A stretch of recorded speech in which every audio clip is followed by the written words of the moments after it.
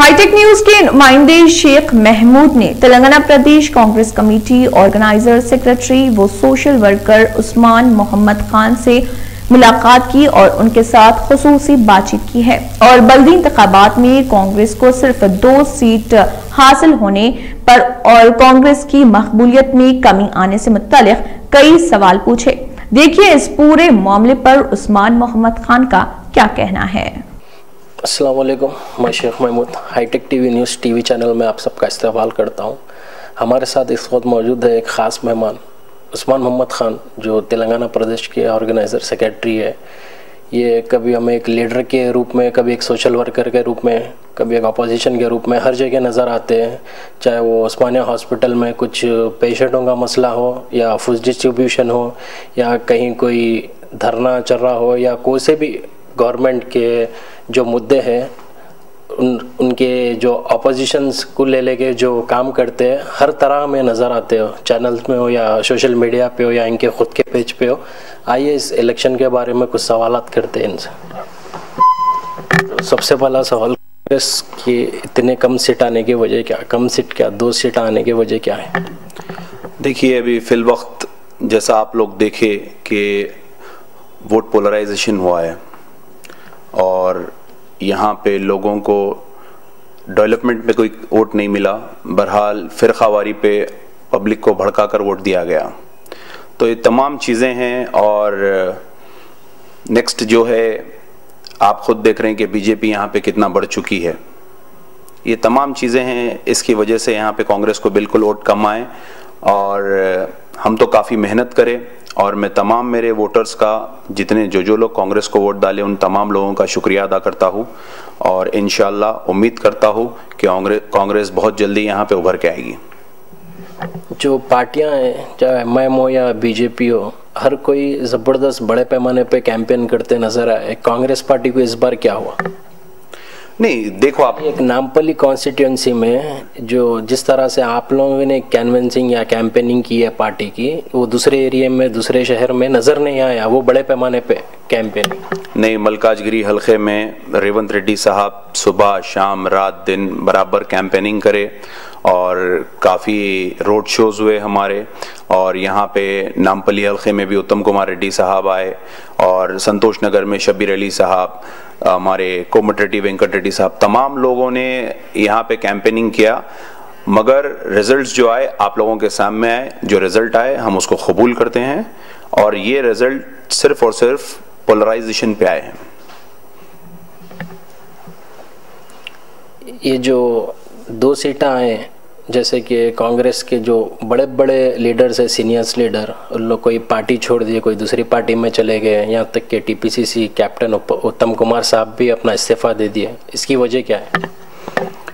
देखिए, उत्तम कुमार रेड्डी साहब इस्तीफा दे दिए। इस्तीफा हाईकमांड के पास गया, वो हाईकमांड के ऊपर है उसको एक्सेप्ट करना। उसके बाद जो भी नया पीसीसी आएगा हम बिल्कुल काम करेंगे और बहुत जोश व खरोश से काम करेंगे। अभी तो ये एक जीएचएमसी इलेक्शन था, इस वजह से उत्तम कुमार रेड्डी साहब सीट्स नहीं ला सके, उन्होंने रेजिग्नेशन दिया। सीनियर लीडर के अलावा जैसे डीके अरुणा मैडम, उन्होंने भी बीजेपी ज्वाइन कर लिया। जैसे मोहम्मद गौस है, ख्वाजा बिलाल है, पूरे के पूरे पार्टी छोड़ के कांग्रेस का पूरा मैदान खाली हो गया। इसकी मेन वजह, अहम मुद्दा क्या है इसका? देखिए, हर चीज़ इंस्टेंस एक ही दम हासिल नहीं होती है। चाहे वो आज़ादी भी रहो, 200 साल लड़ना पड़ा। हक़ के लिए कभी भी जद्दोजहद करना पड़ता है। और जैसा ख्वाजा बिलाल है, हमारे गौस भाई है, ये लोग जो पार्टी से आए थे, जो आइडियोलॉजी इनको समझ में आई, वापस वही आइडियोलॉजी में गए। और डीके अरुणा भी पार्टियां बदल चुके हैं। तो ये इनका जमहूरी हक़ है, कौन से भी पार्टी में जा सकते हैं। लेकिन कांग्रेस ऐसी पार्टी है कि कांग्रेस ऐसा समंदर है, जो भी आए, कल यहाँ पे राजा सिंह अगर आके कांग्रेस ज्वाइन कर रहे हैं, कल यहाँ पे आके अगर कोई और कांग्रेस ज्वाइन कर रहे हैं, तो कांग्रेस बिल्कुल वेलकम करती है। ऐसा नहीं है कि हमारे डोर किसी के लिए क्लोज है, बल्कि कांग्रेस एक ऐसा समंदर है जो सबको अपने में समा लेती है। तो आना जाना लगा हुआ रहता है, पॉलिटिकल पार्टी है।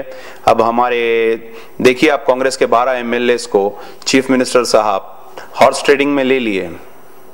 आज तेलंगाना का ये हाल इसीलिए हुआ है कि चंद्रशेखर राव साहब अगर अपने वादों पे, अपने कमिटमेंट्स पे अगर उन्हें पूरे उतरते थे, जो उन्होंने कमिटमेंट्स करे थे उस पे अगर उतरते थे, तो आज बीजेपी यहाँ पे इतना नहीं बढ़ती थी। चाहे वो LRS रहो, रजिस्ट्रेशन रहो, धरानी पोर्टल रहो, तमाम चीजें हैं। 12% तहफुजात नहीं दिए केसीआर साहब, मुसलमानों को जितने वादे करे थे, वक्फ बोर्ड को जुडिशियल पावर है, नौकरियां हैं, तमाम चीज जितने भी केसीआर साहब वादे करे थे, नॉट ए सिंगल उन्होंने उसमें कामयाब भी नहीं हुए, ना उसको पूरा कर सके। आप देखिए कि उनकी खुद की बेटी MP इलेक्शन हार गए, लोकसभा इलेक्शन हार गए, जब भी उनके आंख नहीं खुले, वो फार्म हाउस पे रहे। इतना GHMC इलेक्शन में केसीआर साहब एक बार रोड शो नहीं करे, एक बार पब्लिक में नहीं आए। फिर उसके बाद दुबाक इलेक्शन देखिए आप, दुबाक बाईपोल में रनिंग गवर्नमेंट है उनकी, दुबाक बाईपोल इलेक्शन भी उन्होंने नहीं जीते, उसके बाद भी उनको समझ में नहीं आया। तो ये तमाम चीजें फेलियर्स है केसीआर साहब के, जो ओवर कॉन्फिडेंट है, फार्म हाउस पे रह के आवाम का दिल जीतूंगा मैं, फार्म हाउस पे रह के हर चीज करूंगा बोल। तो ये आज नतीजा ये हो गया कि केसीआर साहब को बीजेपी भारी पड़ गई। और रह गई बात दूसरी कि अगर ऑपोजिशन रहती थी तो पब्लिक के पास ऑप्शन रहता था। अंग्रेजा भी हुकूमत करे यहाँ पे, लेकिन कुछ स्टेट छोड़ के करे। तो केसीआर साहब अगर ऑपोजिशन ही नहीं रखेंगे तो पब्लिक का रुझान दूसरी तरफ जाएगा, दूसरे कोई उभर के आएंगे। तो ये तमाम फेलियर्स केसीआर साहब के हैं। और केसीआर साहब का मेरी नजर में फेलियर इसीलिए है कि केसीआर साहब कोई भी चीज में सीरियस नहीं थे।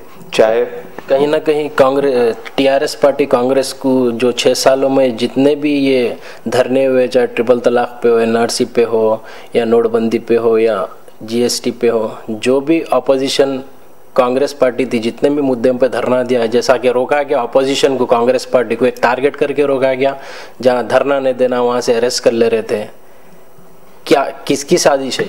देखिए, केसीआर साहब चाह रहे थे कि ऑपोजिशन रहना ही नहीं, और जब भी कामयाब हो गए केसीआर साहब फेलियर हो गया। केसीआर साहब अगर कामयाब होते थे तो आज मेयर केसीआर साहब का रहता था, 100 का टारगेट केसीआर साहब का पूरा होता था। करोड़ ऑफ रुपीस खर्चा करके केसीआर साहब अपने टारगेट पे नहीं आ सके। और रह गई बात दूसरी, ऑपोजिशन का काम, इसी ऑपोजिशन कभी भी कोई भी स्टेट में अगर ऑपोजिशन रहती तो आवाम का फायदा होता है। और ऑपोजिशन को जब केसीआर साहब खरीद लेके तानाशाही करने के लिए गए, वो उन पे भारी पड़ गई। मैं सुना हूं कि उनके सियासी एडवाइजर ने भी उनके यही बोला कि आपका सबसे गलत स्टेप यही था कि आप ऑपोजिशन खत्म कर दिए। तो ये ऑपोजिशन खत्म करना उनको भारी पड़ गया। हर जगह से बीजेपी फॉर्म हो रही, बुनियाद तो डाल दी बीजेपी हैदराबाद में 2023 के इलेक्शन के लिए। ये GHMC इलेक्शन है, तेलंगाना की आवाम बिल्कुल सेकुलर है और बिल्कुल एक अच्छा लीडर ढूंढ रही है, जो केसीआर साहब में नहीं दिख रहा है उनको। तो इंशाल्लाह हम कांग्रेस की जानिब से बिल्कुल मेहनत करेंगे। और कांग्रेस वाहिद पार्टी है, जब तक तेलंगाना और आंध्रा, मुत्तहिद आंध्रा था, जब तक हम यहाँ पे हुकूमत करें, कभी बीजेपी के पैर यहाँ पे जमने नहीं दिए। ये हमारी तारीख है, कभी हमने बीजेपी को यहाँ पे इवन ऑपोजिशन में भी नहीं रखा। तो आप खुद देख रहे हैं कि इस इलेक्शन में, ये इलेक्शन में सिर्फ और सिर्फ अगर किसी का फायदा हुआ तो वो बीजेपी का हुआ। MM के तो 40 सीट्स है, ना हटे ना घटे उन लोगों को तो नो लॉस नो प्रॉफिट। 2010 में भी MIM के 44 सीट्स थे, 2016 में भी MIM के 44 सीट्स थे, उसके बाद अभी 2020 में भी MIM के 44 सीट्स है। तो इसमें MIM को कोई गेन नहीं हुआ, कोई लॉस नहीं हुआ, मगर पोलराइजेशन करने से बीजेपी को फायदा हो गया, कांग्रेस को लॉस हुआ, TRS को तो बहुत बड़ा लॉस हुआ। अब आपका पॉइंट ऑफ व्यू के हिसाब से, आपके ओपिनियन के हिसाब से, MIM TRS फिर से अलायंस होंगी या MIM BJP अलायंस होंगी? ये तो लोग की आइडियोलॉजी को मालूम है, उन्हीं को मालूम है उनके टर्म्स एंड कंडीशंस क्या है, इसमें हम कैसा बोल सकते हैं। नहीं, एक ओपिनियन के हिसाब से आपके, अब जैसा तो कांग्रेस 4th नंबर पे भी नहीं है, अपोजिशन पूरा खत्म हो गया यहाँ पे, एक 2 कॉर्पोरेटर्स के सीट है यहाँ पे। आप 2 कॉर्पोरेटर्स बोल के मत चलिए, कांग्रेस एक समंदर है, समंदर जब खामोश रहता तो उसके बाद तूफान आता। तो इंशाल्लाह आवाम को भी मालूम है और आप खुद देख रहे हैं सेंटर में बीजेपी की हालत क्या है, फार्मर्स के साथ क्या सुलूक हो रहा है। बीजेपी सिर्फ एक जुमलों की पार्टी है, केसीआर सिर्फ ख्वाबा दिखाने वाले हैं।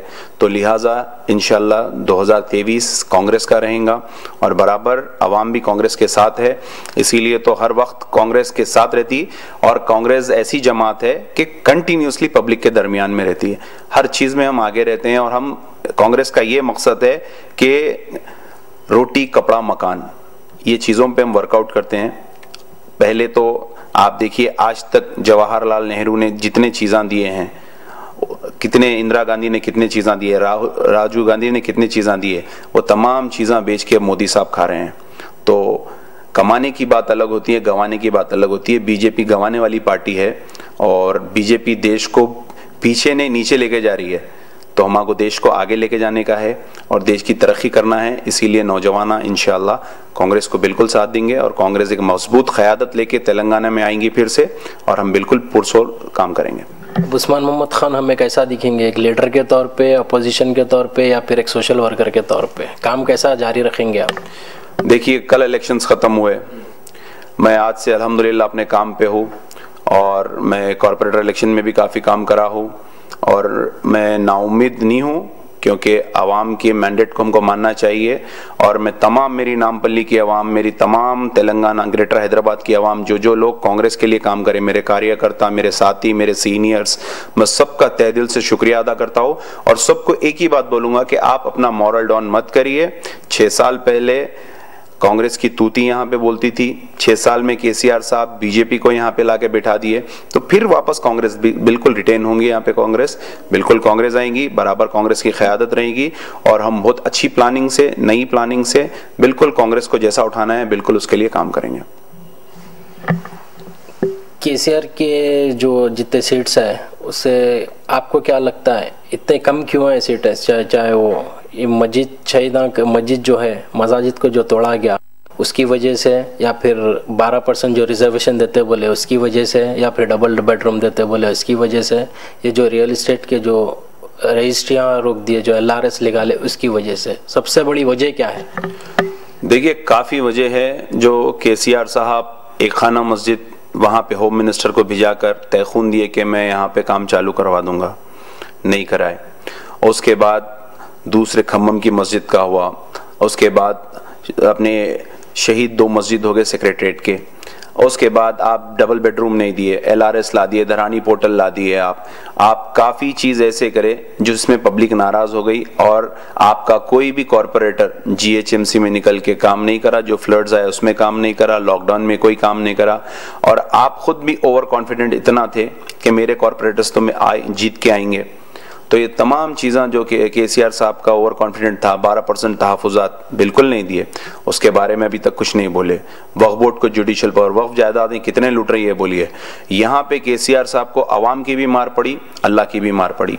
देखिए, अल्लाह के घरों के साथ चाहे कोई भी खेलो, मैं आपको बंद अल्फाज में एक बात बोल देता हूँ, जो दावेदार थे प्राइम मिनिस्टर बनने के, आज वो घर में अपने सो रहे हैं, उनको कोई पूछने वाला नहीं है। ये अल्लाह सुब्हानो ताला की मार है। जो उनका बैग पकड़ के चलता था, जो कभी चाय बेचता था, आज हमारा प्रधानमंत्री है। जो यात्रा लेके निकले, उन्हों घर में बैठे हुए, उनको कोई पूछने वाला नहीं है। तो ये अल्लाह की मार है। उसके बाद कोई और भी अल्लाह के घर के लिए अगर कुछ करता तो उसको यहीं पे मिल जा रहा। तो लिहाजा ये तमाम चीज़ों में बिल्कुल सिंसियर रहना पड़ता है। जब एक हुक्मरान हुकूमत चलाता है तो उन्हें हिंदू और मुस्लिम को दोनों को एक आग बन के चलना चाहिए, दोनों को एक नज़रिए से देखना चाहिए, तभी जाके सही क़यादत होती है, तभी जाके सही एक हुकूमत बनती है, तभी जाके आवाम खुश व खुर्रम रहती है। तो ये तमाम चीज़ें केसीआर साहब के फेलियर्स है, ये चीज़ों को उनको रेक्टिफाई करना चाहिए। फ़ौरन जो कमिटमेंट्स करे थे वो तमाम चीज़ों को करना चाहिए और सही पॉलिसी लाके बीजेपी को किस तरीके से रोकना है वो काम उनको करना ज़रूरी है। वरना उनकी खुद की घर की सीट चले गई, उनकी बाई इलेक्शंस में सीट चले जा रही है, उनका यहाँ पे सिटी में GHMC के लिमिट्स में उनके सीट्स चले गए। तो 6 साल में केसीआर साहब कितना वापस हो गए आप लोगों ने खुद देखा है। और तेलंगाना यहाँ पे दिलाने वाली अगर कोई पार्टी है तो वो कांग्रेस पार्टी है। सबसे पहले धोखा केसीआर साहब हमारे से ही करे। तो ये तमाम चीज़ें हैं जिसके लिए केसीआर साहब आज भुगत रहे हैं। अब आगे उस्मान मोहम्मद खान हमें के कांग्रेस पार्टी में ही दिखेंगे लीडर के तौर पे या कोई दूसरी पार्टी ज्वाइन करेंगे? देखिए, कांग्रेस की आइडियोलॉजी बिल्कुल मेरे को जमती है और मैं शुरू से मेरी पहली पार्टी कांग्रेस है, तो मैं कंटिन्यूसली कांग्रेस में हूं। और कांग्रेस पार्टी वाहिद पार्टी है जो इस मुल्क की आज़ादी में भी बहुत बड़ा अपना अहम रोल रखी थी। तो मैं बिल्कुल कांग्रेस पार्टी में रहूंगा, कांग्रेस का एक सिपाही बन के रहूंगा, चाहे इसमें मेरे को कोई पोस्ट मिलो या कोई सीट मिलो या कुछ मिलो या ना मिलो, लेकिन मैं कांग्रेस के लिए बिल्कुल लॉयल रहूंगा और कांग्रेस के लिए काम करूंगा। कांग्रेस की तरफ से पब्लिक को, आवाम को कुछ कहना चाहेंगे? मैं तमाम आवाम को और आपके व्यूअर्स को यही बोलना चाहूंगा कि अपना मॉरल डाउन मत करिए, हक का साथ दीजिए। बिल्कुल आज नहीं कल हम बिल्कुल वापस आएंगे। और रह गई बात दूसरी, हमको किसी से डरने की जरूरत नहीं है। हम जमहूरी मुल्क में रहते हैं, इंशाल्लाह जमहूरियत बाकी रहेगी और बिल्कुल हम काम करते रहेंगे। और आप भी बेफिक्र रहिए, मगर जब भी इलेक्शन होता है तो निकल कर अपना वोट डालिए और जब भी कोई प्रोटेस्ट होता है तो बराबर उस प्रोटेस्ट में आके ठहरिए। जब तक आप अपनी मौजूदगी उसमें दर्ज नहीं करेंगे वो चीज बड़े पैमाने पे नहीं हो सकेगी। ऐसा नहीं है कि उस्मान खान अपने कैडर को ले लेके गांधी भवन में जा रहे हैं, कहीं धरना दे रहे हैं, तो ये हम आपके लिए करते हैं। तो आपका भी इसमें फर्ज है कि आप लोग भी आइए, इसको बिल्कुल प्रमोट करिए। जब तक हम अपना प्रोटेस्ट दर्ज नहीं करते, जब तक हुकूमतें नहीं झुकती है, तो ऑपोजिशन को कभी भी साथ देना चाहिए। और हुकूमत में जो गवर्नमेंट है उनका गिरेबान पकड़ कर अगर कोई वसूल करा सकती है उनसे हर चीज, तो वो ऑपोजिशन है। चलिए, बहुत बहुत शुक्रिया हाईटेक टीवी से बात करने के लिए। शुक्रिया। पोलिंग के दिन जो झगड़ा हुआ, सबसे बड़ी इसकी वजह क्या है? सब जने, आप भी अपना आफा खो दिए थे। इस बहुत आपके जो ड्राइवर है, जो फिरोज खान के ड्राइवर है, उन्होंने भी जख्मी हुए। इतनी बड़ी लड़ाई की वजह क्या थी? देखिए, हस्बे मामूल इलेक्शन चल रहा था और जैसा कि हमको इत्तला मिली कि मेस्को ग्रेड स्कूल के पास बुकजिंग हो रही है, तो मैं वहाँ पे फ़ौरन गया। देखा कुछ हमारी ख़वातीन बहनें थी वहाँ पे बुकजिंग कर रहे थे, तो मैं उनको भी रोका। और वहाँ के जो लोकल दुकानों वाले बच्चे हैं जिसका ये मोहल्ले से ताल्लुक़ नहीं है, वो लोग वहाँ पे बैठ के बुकजिंग करा रहे थे। कोई खिले में रहने वाले हैं, कोई मुरादनगर में रहने वाले हैं, वो विजयनगर कॉलोनी में बैठ के बुकजिंग करा रहे थे। तो मैं बिल्कुल उनको वार्न करा, मैं बोला ये काम आप नहीं करना चाहिए, साफ और शफाफ इलेक्शन होने दीजिए। उसके बाद मैं वहाँ से निकल गया। फिर वहाँ पे सर्कल इंस्पेक्टर को फ़ोन करा और वहाँ पे सर्कल इंस्पेक्टर हुमायूं नगर सुनील साहब आए, उन्होंने खुद देखे वहाँ पे। उसके बाद वहाँ पे पुलिस बहुत टाइट कर दे रही थी, वो लोग को बर्दाश्त। ऐसे ही फिरोज खान भी ऐसी रिगिंगों को रोक रहे थे। ये लोग बहुत स्मार्ट तरीके से रिगिंग करते हैं, तो इनके पास कार्ड्स वगैरह होते हैं, सब होते हैं, ऑलरेडी बने हुए रहते हैं। बाई नंबर डाल के ये लोग कार्ड बना लेते हैं। तो आवाम के मैंडेट को देखिए, हम 5 साल मेहनत करते हैं, रात और दिन। आप जैसा देखिए, हम कोविड के डेड बॉडीज उठाए, हम नोटबंदी में भी बैंकों में काम करे, अपने बच्चों को लगा के फॉर्म्स फिलअप कराए, हम फ्लड में भी काम करे, हम चाहे कोई भी चीज़ रहो, एनआरसी का रहो, मैं घर घर जाके काम करा। मिलियन मार्च जो दुनिया में 8वें नंबर पर आया, उस मिलियन मार्च में मैं वन ऑफ द पिलर हूँ। तो हम लोग ने तमाम काम किया और आवाम के लिए काम करते हैं। हम कोई हिंदू कोई मुस्लिम मुल्क नहीं करते। बारिश रहो, बारिश में काम करते, फॉगिंग रहो, मच्छरों का टाइम रहा, तो ऐसा है कि इलेक्शन हारे बाद जितना काम हम करें, कोई काम दूसरा नहीं करा। तो हम हमारी काम की बुनियाद पे, उस दिन हमारा जो एग्जाम का रिजल्ट आता, वो रिजल्ट का दिन रहता है इलेक्शन। तो अब हमारे पास से जो कैंडिडेट्स खड़े, वो भी हमारे साथ लॉकडाउन में हर चीज़ में करे, तो हमारे को अगर हमारी खिदमत पसंद आएंगी तो अवाम हमको वोट डालेंगी। हम उसी खिदमत में हमारा वोट मांग रहे हैं, लेकिन आप जाके ठप ठप ठप ठप ठप ठप ठप कहीं से ला के 200 रुपये 500 रुपये में वोट दिला ले रहे हैं, तो ये बिल्कुल इसके लिए हमको लड़ना पड़ेगा ना। तो ये हमारी जायज लड़ाई थी।